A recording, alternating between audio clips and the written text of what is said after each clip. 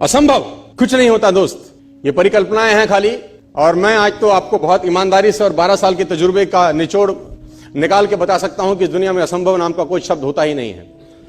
इंसान कभी भी चंद्रमा पर नहीं पहुंच सकता, पृथ्वी विज्ञान की अधिकतम सीमा है। डॉक्टर ली दी फॉरेस्ट मशहूर वैज्ञानिक हुए, बहुत बड़े साइंटिस्ट हुए। एक स्टेटमेंट इन्होंने पास किया 1955 के अंदर, 1955 ही पास द स्टेटमेंट कि इंसान कभी भी चंद्रमा पर नहीं पहुंच पाएगा। It is impossible for a human being to cross Indian globe, earth globe. और पृथ्वी विज्ञान की अधिकतम सीमा है, लेकिन किसी बहरे ने इस बात सुना नहीं। और पहुंच गया एक आदमी अपना बस्ता उठा के, जिसका नाम था इन 1969।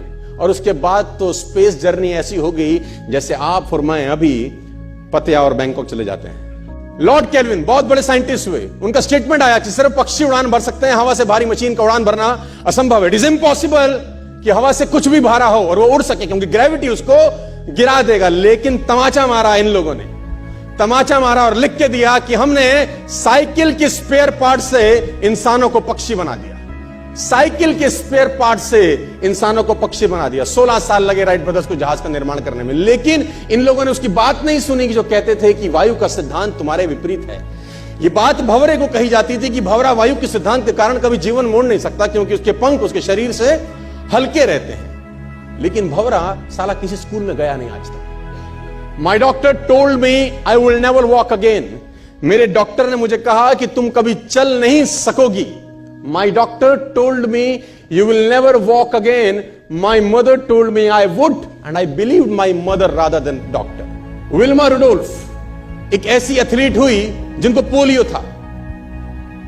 था जिनको डॉक्टर ने कहा तू चल नहीं सकती, मां ने कहा तू चल सकती है। उसने कहा मैंने डॉक्टर की बात नहीं मानी, मैंने अपनी मां की बात मानी। 3 ओलंपिक गोल्ड मेडल जीती ये लड़की, 3 ओलंपिक गोल्ड मेडल, जिसको डॉक्टर कह रहा है कि तू चल। लेकिन मां क्या बोलती है? मैं आपको उदाहरण देना चाहूंगा सर। बहुत छोटे थे अल्बर्ट आइंस्टीन, दुनिया के महान वैज्ञानिक में से एक हुए, मंद बुद्धि कहा जाता था। 8 साल के थे, घर पहुंचे, मां को चिट्ठी दिया। When he was 8 years old, came to his home, given a letter to his mother. मां को एक चिट्ठी दिया, मां ने वो चिट्ठी पढ़ा। 8 साल के थे और चिट्ठी में प्रिंसिपल का खत था उसकी मां के नाम। प्रिंसिपल ने ये लिख के भेजा कि आपका बच्चा विलक्षण प्रतिभा का धनी है, ग्रेट पावर है इसके अंदर, क्योंकि बहुत बड़े साइंटिस्ट बने, बड़े मंद बुद्धि बचपन में समझा जाता था।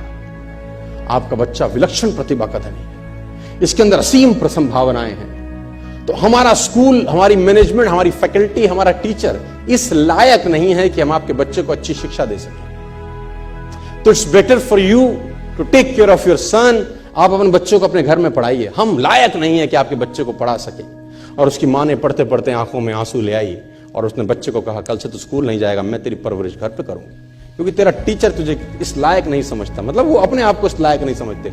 बच्चा खुश हुआ, मोटिवेट हो गया और लग गया। उसकी मां का निधन हो गया और अल्बर्ट आइंस्टीन बहुत बड़े साइंटिस्ट हो गए। अल्बर्ट आइंस्टीन जब बहुत बड़े साइंटिस्ट हुए तो मकान शिफ्ट कर रहे थे अपना, और जीवन का सच्ची घटना वो अपनी ऑटोबायोग्राफी में लिखते हैं कि जब मैं मकान शिफ्ट कर रहा था तो एक ड्रॉस के अंदर मुझे वो व्हाइट कलर का पेपर फोल्डेड अवस्था में मिला। मुझे समझ नहीं था कि क्या है। मैंने उसको फोल्डिंग अवस्था से मिट्टी को हटा के जब खोला तो वो उस टीचर का लेटर था जो बहुत साल पहले टीचर ने मेरे हाथ में दिया था और मैंने अपनी मां के हाथ में रखा था। अब वो बड़ी उत्सुकता के साथ उस खत को पढ़ने लगे। जैसे उन्होंने खत पढ़ना शुरू किया और वो जार जार होकर रोए। उसमें लिखा था कि तुम्हारा बच्चा मंदबुद्धि है, ये हमारे स्कूल के लायक नहीं है, इसको आज के बाद हमारे स्कूल में मत भेजना, इसकी परवरिश खुद किया। मां ने उल्टा पढ़ा, मां ने उल्टा पढ़ा कि नहीं, ऐसा नहीं है, तू सब कुछ कर सकता है, तेरे हाथ पास पावर है, तेरे में प्रतिभा है, यू कैन डू वंडर्स।